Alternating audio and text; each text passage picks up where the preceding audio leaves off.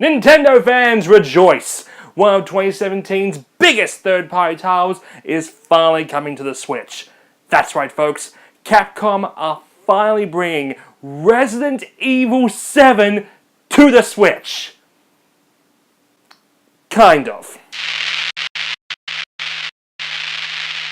There is a long list of games that Nintendo owners are clamoring to get on Switch. Seriously, you get Doom and Crash Bandicoot and suddenly you want everything on it. You look at the comments of any new game trailer and one half of them are asking for a Switch version and the other half are complaining about the first half.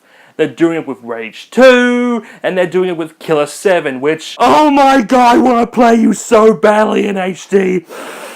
Ugh. But just last week, Capcom announced that Biohazard 7 was finally coming to Switch. Notice I said Biohazard and not Resident Evil, because that's one of the two major catches surrounding this release. It's Japan only.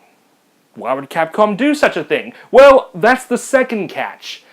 The game is cloud-based. If you are familiar with services like PlayStation Now and OnLive, you'll be aware of cloud-based gaming. Instead of having the game running locally on your system, the game is processed on the server side and transmitted to you. Capcom is essentially allowing people to play Biohazard 7 on their Switch for a price of 2,000 yen for 180 days. Or roughly $20 for 6 months. Now, this is a real double-edged sword. On one hand, this could actually be the solution to the Switch's limitations. With rumors suggesting the PS5 is on its way, it could be leaving the Switch even further behind in terms of technical specs. Granted, that's only if Sony doesn't just rip off the Switch, like they do all the time with Nintendo stuff. Instead of trying to downgrade a game to run on Switch, just set it up to stream. But then there's the big issue with that, and probably one of the main reasons it's Japan only. Unlike the rest of the world, Japan's internet is blazingly fast. I actually tried to download and run the free trial of it on my own console, and for the record my internet is bloody fast. These are my speeds. But what you're seeing now is my recorded attempt at playing the game. First, no, that's not your YouTube or my capture device settings screwing up. It really does look this grainy and pixelated. Compare this gameplay to the PS4. Even at the best streaming speed I could get, the game itself looks incredibly low res. The textures are terribly downgraded and almost no lighting and shading. Of course, I didn't get long enough to appreciate it as the game booted me. But the whole reason behind this confuses me, as when the Switch was getting ready for release, Capcom personally asked Nintendo to increase the RAM in the console for the purpose of this exact game. So what is it, Capcom? Is the game too powerful for the Switch, which I seriously doubt, or Capcom is just being themselves again, which, for the record, are just one run above Konami.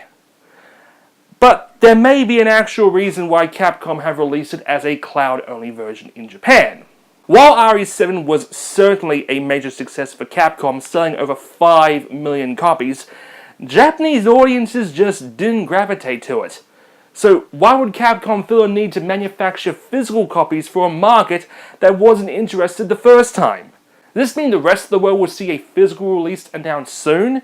If that's the case, why didn't they just keep this all under wraps until Nintendo's E3 presentation?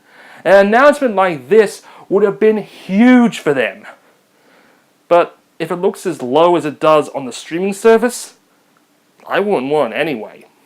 The streaming solution does have many issues with it. The subscription fee, the ability to lose your saves when your subscription expires, and of course the ruling out of portability, unless you tether your Switch to your phone's 4G connection.